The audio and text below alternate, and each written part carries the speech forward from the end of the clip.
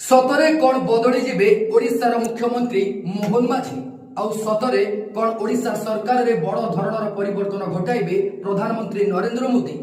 कारण जो आशा जो भरोसा जो विश्वास ने लोक माने बीजेपी सरकार को वोट देथिले आउ बीजेडी सरकार को क्षमताच्युत करी बीजेपी को क्षमता को आनिथिले सेही आशा भरोसा धीरे धीरे खसी जिबारे लागिछि।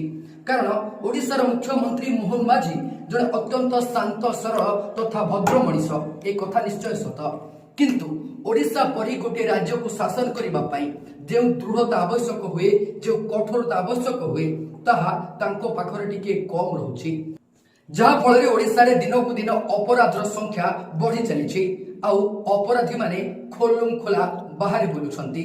कहवाई गले पीतवास पंडा हत्याकांड एबे बीजेपी सरकार को अड़ुआ पकाई देछि।